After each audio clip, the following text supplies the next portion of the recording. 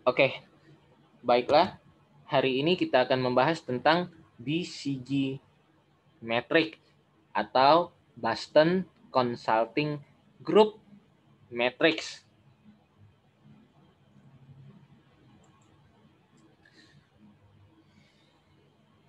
Boston Consulting Group Matrix yang biasa dikenal dengan singkatan BCG Matrix adalah alat bantu untuk menganalisis sebuah bisnis. Analisis ini dapat membantu perusahaan menilai masing-masing produk atau unit yang dimiliki, sehingga bisa menentukan strategi ke depannya untuk masing-masing produk tersebut. Nah, di sini ada BCG matrix-nya, BCG. Kalau bahasa Indonesianya BCG matrix. Nah, di sini di atas ada high, medium, dan low untuk market share position di industri. Sedangkan low, medium, high yang posisi kiri ini adalah pertumbuhan industri. Kalau low dia minus 20%, high-nya plus 20%. Sedangkan yang high itu 1 minus 0,5 dan 0. Kalau untuk market share-nya kalau kecil dia 0, mediumnya 0,5, high-nya 1. Nah, kalau posisinya di kuadran 1, itu question mark. Tanda tanya ya. Apakah dia akan ke bawah atau dia menjadi stars. Kuadran 2 itu bintang, stars. Kuadran 3 itu cash cow, sapi. Kuadran 4 itu anjing, dog. Kalau kuadran 1 itu pertumbuhannya industri sel, pertumbuhan industrinya itu high, medium ke high. Tapi market share-nya rendah. Kalau yang kedua, marketnya, pangsa pasarnya itu tinggi, medium ke high, tinggi. Pertumbuhannya juga tinggi, berarti dia udah pasti bintang. Tapi yang posisi cash cow itu kan low, medium ke low, berarti low ya. Pertumbuhannya rendah, tapi marketnya, pangsa pasarnya tinggi, masih bisa dia berjuang.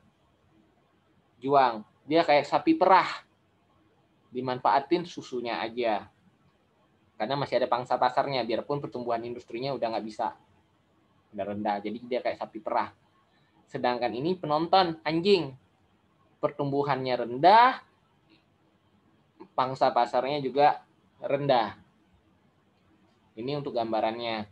Kita masuk ke penjelasannya. Stars, bintang, posisi yang tadi, marketnya, pangsa pasarnya tinggi, pertumbuhan industrinya tinggi.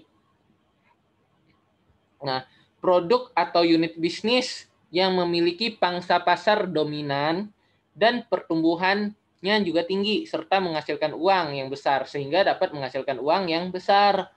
Nah, ini berarti produk-produk yang dihasilkan merupakan produk-produk terkemuka yang diminati oleh pasar. Kan pasarnya tinggi, industrinya juga tinggi. Berarti kan diminati, pangsa pasarnya jadi gede.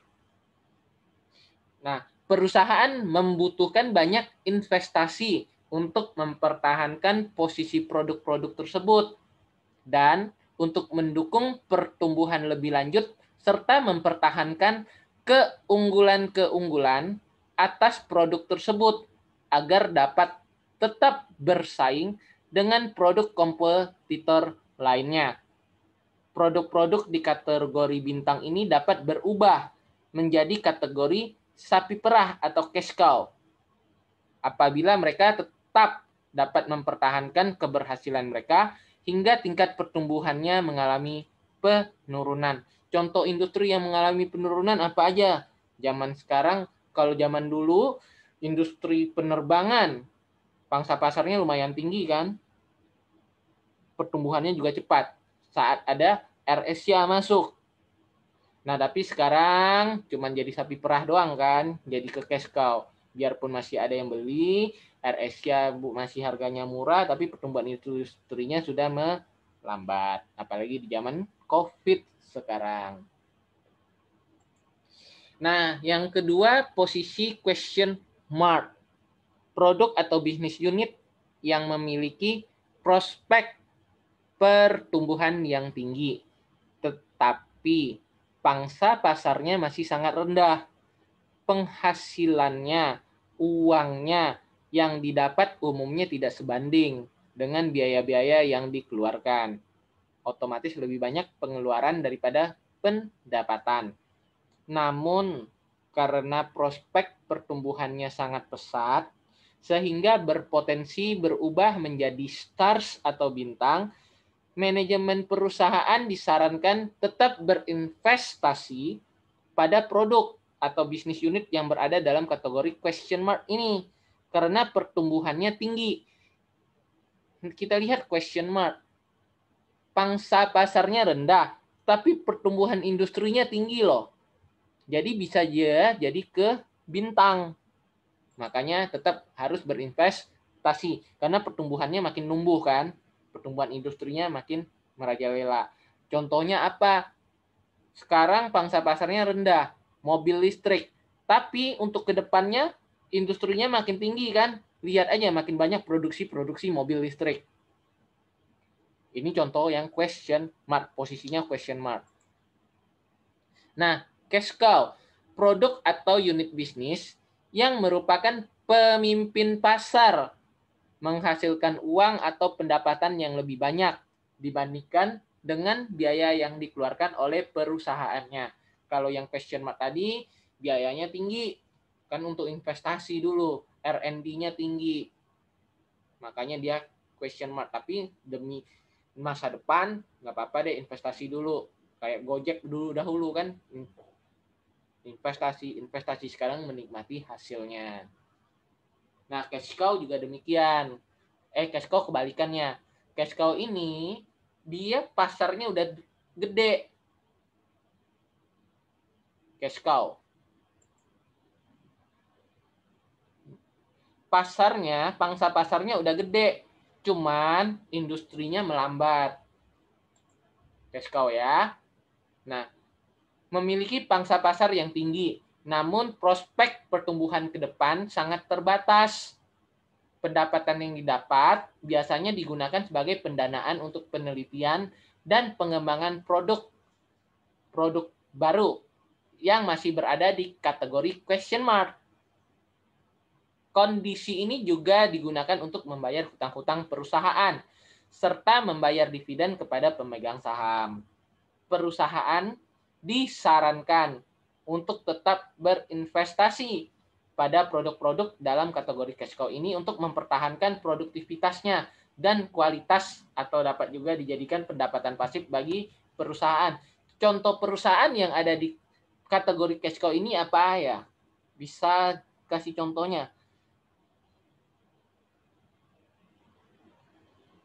Yang pangsa pasarnya masih tinggi, masih banyak, tapi pertumbuhannya menurun. Biasanya ini untuk yang sembako-sembako.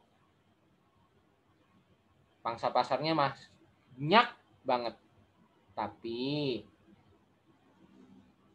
industrinya makin banyak pesaing. Pertumbuhan industrinya melambat. Sembako, terus apalagi kayak handphone. Kalau handphone pangsa pasarnya masih banyak, tapi makin lama makin nurun kan, karena banyak pesaing. Jadi pertumbuhan industrinya jadi lambat. Nah, di sini ada dog sama anjing. Dog atau anjing ya. Produk atau unit bisnis yang memiliki pangsa pasar rendah dan mengalami tingkat pertumbuhan rendah juga. Produk-produk pada kategori ini biasanya hanya memberikan kontribusi keuntungan yang sangat rendah atau menderita kerugian. Kategori produk dogs ini merupakan beban bagi perusahaan karena dapat menguras waktu manajemen dan sebagian besar sumber daya perusahaan. Unit bisnis atau produk yang telah berada pada kategori ini biasanya akan mengalami pengurangan, divestasi, ataupun likuidasi oleh manajemen perusahaan. Untuk produk-produk DOX ini biasanya produk yang gagal atau produk yang memang sengaja diciptakan. Contohnya produk decoy. Misalnya ya, ini jarang terjadi sih produk dogs atau produk anjing, karena kan namanya perusahaan pasti ngencar keuntungan. Tapi ada produk yang emang sengaja diciptakan, namanya produk decoy. Nah, produk decoy itu misalnya kayak gini, di Starbucks. Untuk yang ukuran large, medium, dan kecil. Produk decoy itu adalah produk yang dibuat agar dia tidak dibeli oleh konsumen. Produk yang sengaja dibuat agar tidak dibeli oleh konsumen. Ada nggak? Ada. Ini saya kasih contoh. Untuk produk yang besar, isinya 1 liter misalnya. Harganya 50.000. Produk yang medium, harganya misalnya 500 ml ya. Tadi yang 1 liter 50.000. Nah, untuk yang setengah itu harganya kan harusnya 25, tapi dibuat 30.000. Beda 5.000 kan, masih lebih untung lah. Masih setengah liter. Nah, untuk yang kecil 200 ml atau 250 ml, setengahnya lagi yang dari 30.000. Tapi harganya 25.000. Sebagai orang yang punya akal, mau nggak beli yang 250 liter harganya 25.000? Dengan Anda menambah 5.000, Anda bisa beli yang medium. Nambah 5.000 doang, dapatnya 2 kali lipat ukurannya.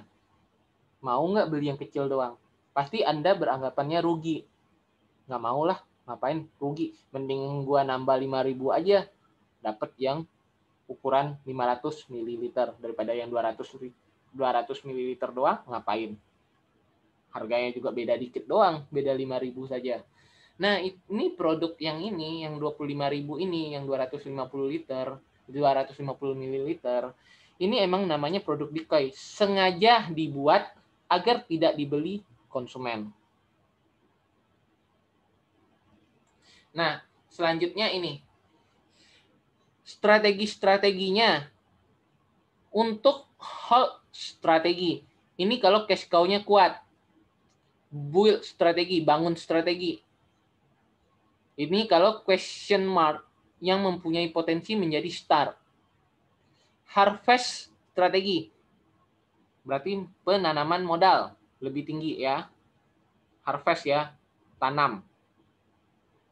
Cash cow yang lemah dan mungkin untuk question mark maupun dog. Divest strategi. Divestasi. Ini untuk question mark maupun dogs yang mengurangi keuntungan perusahaan secara keseluruhan. Ini juga hold strategi ini diadopsi untuk star maupun cash cow yang kuat. Tadi udah dijelasin. Build strategi diperlukan untuk question mark yang punya potensi menjadi star. Jadi strateginya dibangun, build ya, dibangun. Karena question mark ini punya potensi buat ke star. Sedangkan harvest strategi ini memaksimalkan arus kas masuk bersih jangka pendek.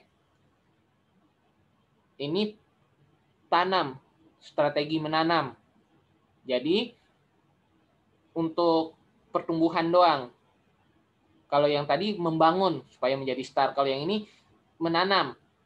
Jadi cuman untuk jangka pendek ya. Jadi R&D-nya dinolkan, biaya pemasarannya dinolkan, tidak mengganti fasilitas, sehingga untuk jangka panjang nggak diperhatikan. Jadi biasanya untuk cash cow yang lemah ataupun dog. karena pangsa pasarnya udah nurun. Jadi cash cow-nya udah yang lemah maupun posisinya di dock. Nah, divestasi strategi ini digunakan untuk question mark dan dock yang mengurangi keuntungan perusahaan secara keseluruhan. Hasil penjualan dari SBU ini, strategi bisnis unit, kemudian digunakan untuk investasi pada bisnis yang lebih menguntungkan. Jadi, yang di sini dikurangin untuk yang ke cash cow maupun yang ke star. Jadi, duitnya digunakan untuk ke cash cow maupun yang ke produk star.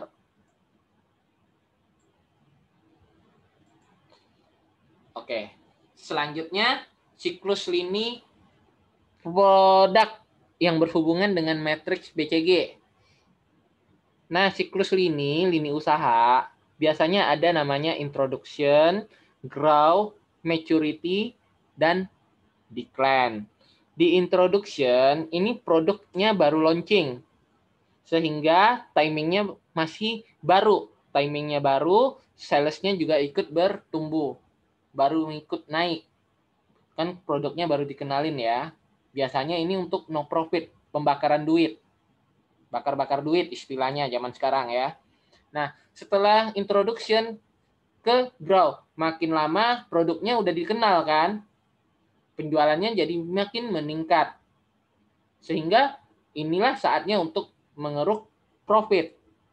Nah, setelah grow ke maturity.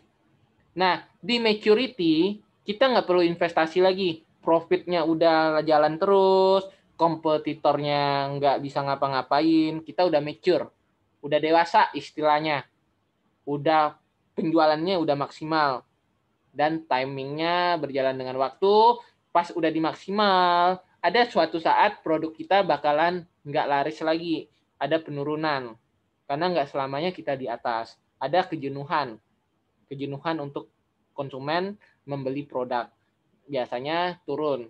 Nah, posisinya adalah decline.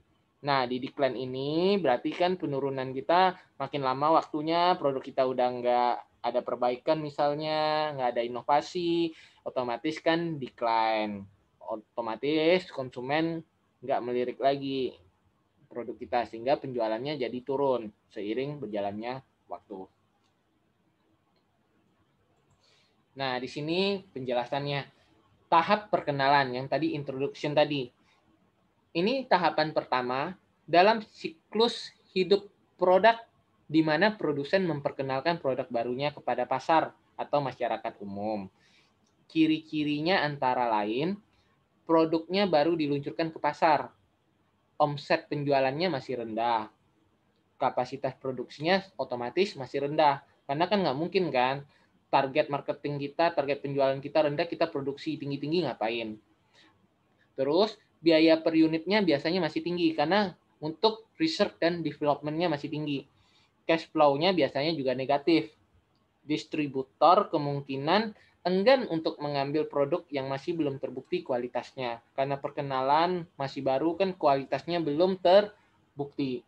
Makanya harus diperlukan promosi besar-besaran dalam rangka memperkenalkan produk. Biaya promosinya otomatis lebih tinggi. Ini tahap perkenalan. Nah, strategi-strategi yang sering digunakan dalam tahap perkenalan antara lain mendorong adopsi pelanggan. Jadi, kita perbanyak pelanggan dahulu. Kita rekrut pelanggan-pelanggannya supaya membeli produk kita. Ya, nah, selanjutnya mengeluarkan biaya yang besar dalam promosi untuk menciptakan kesadaran pada produk dan juga untuk memberitahukan produk baru kita kepada masyarakat. Jadi emang untuk promosi itu biayanya sangat besar karena untuk memberitahukan produk kita ke masyarakat itu perlu promosi, perlu marketing. Terus, menggunakan strategi harga peluncuran atau harga penetrasi. Biasanya harga-harganya di diskon-diskon. Jadi, otomatis di tahap perkenalan ini kita masih bakar-bakar duit. Terus, distribusinya yang terfokus. Kita utamain dulu wilayahnya. fokus wilayah dulu, wilayah yang kecil dulu, laku nggak? Namanya kan kita kok coba-coba, mau ngenalin produk, disukai pelanggan nggak produk kita. Ini untuk tahap perkenalan. Selanjutnya ke tahap perkembangan, tahap growth, pertumbuhan, perkembangan. Nah, ini adalah tahap di mana produk yang dikenalkan sudah dikenal dan sudah diterima oleh konsumen.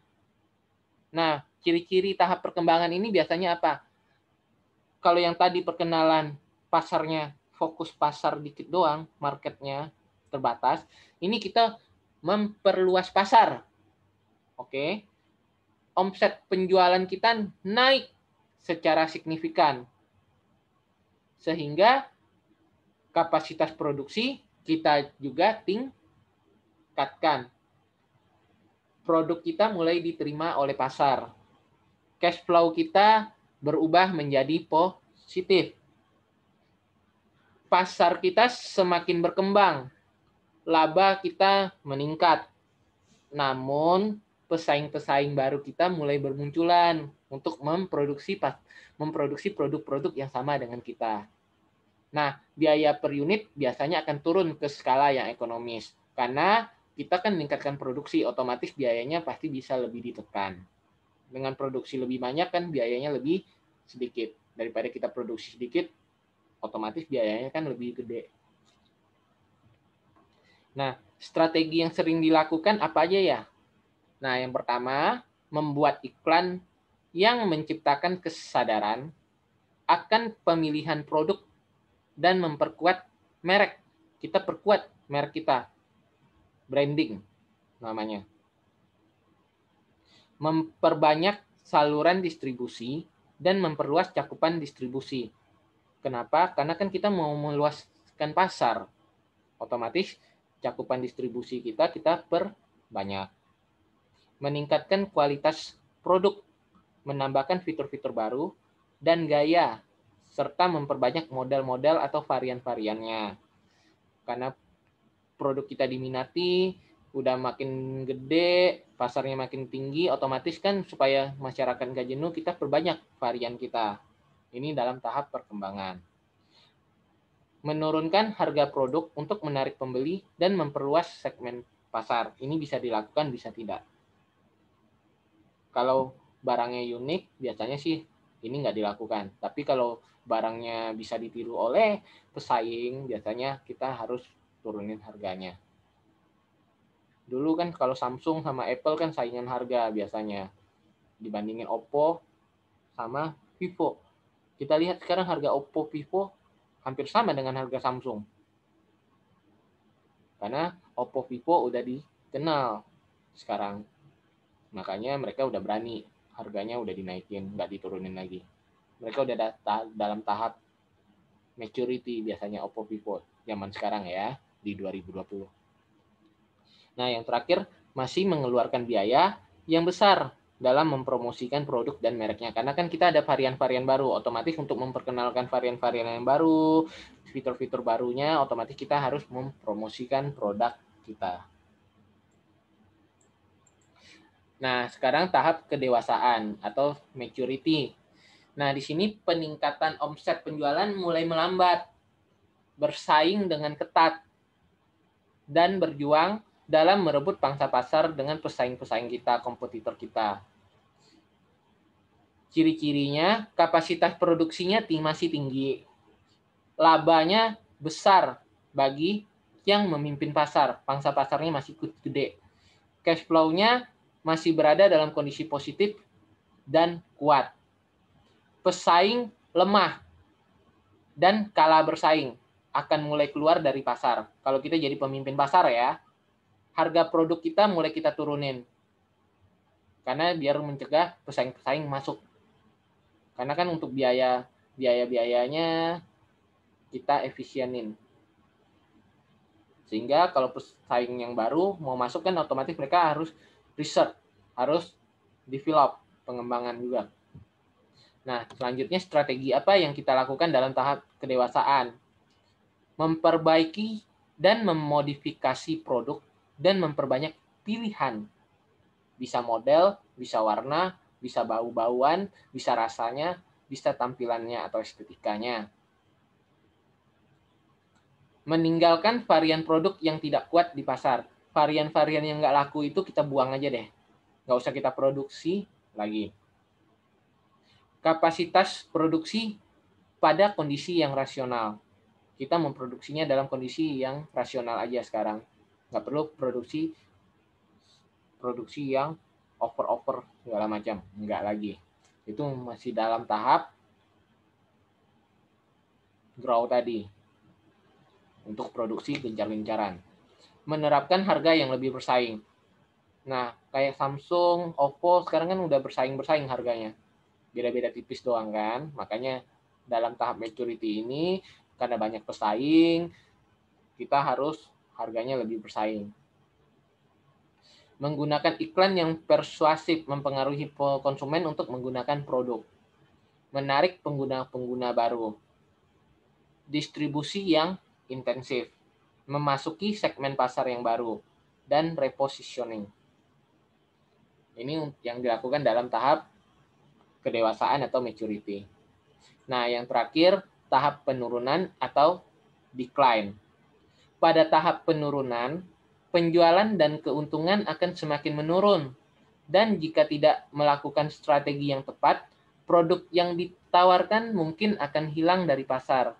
Ciri-cirinya apa aja? Labanya menurun dan cash flow melemah. Pasarnya udah jenuh. Itu dia tadi, kalau nggak ada varian baru, segala macam, kan otomatis produk-produk itu nggak dilirik lagi. Udah bosan. Akan banyak pesaing yang keluar dari pasar. Lah, untuk tipe ini udah nggak diproduksi lagi. Kayak Nokia 3310 yang zaman lama, tetot itu. Kan udah nggak diproduksi lagi, ngapain lagi? Dan kapasitas produksi akan menurun atau hilang. Nah, strategi yang sering digunakan pada tahap penurunan apa ya? Melakukan promosi untuk mempertahankan pelanggan yang setia. Mempersempit saluran distribusi. Menurunkan harga yang untuk menjaga daya saingnya. Jadi saluran distribusinya dipersempit. Jadi ibaratnya dari owner, dari produsen, ada misalnya berapa distributornya, 1, 2, 3, 4, 5, baru ke tangan konsumen. Nah, sekarang dari produsen langsung ke konsumen, atau produsen distributor langsung konsumen. Distributornya nggak ada distributor 1, nanti distributor 1 ke distributor 2, nggak lagi. Jadi saluran distribusinya kita persempit supaya harga untuk markup harganya nggak terlalu tinggi lagi. Biasanya sih seperti itu. Karena kalau misalnya dari produsen langsung ke konsumen kan nggak ada ceruk harga lagi. Ibaratnya produsen jualnya 100. Nah, kalau langsung konsumen kan otomatis konsumen langsung belinya 100 kan, karena produsen jualnya 100. Nah, tapi kalau ke distributor kan distributor ngambil untung lagi. Pasti harganya lebih tinggi, 110 misalnya, baru nyampe ke konsumen. Kalau distributor 1, 2, 3, 4, ya harga dari konsumennya 100. Sampai ke konsumen, harga dari produsennya 100.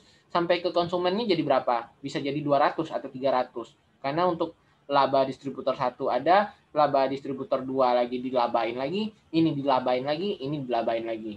Makin tinggi. Jadi kalau saluran distribusinya dipersempit, otomatis harganya jadi lebih rendah.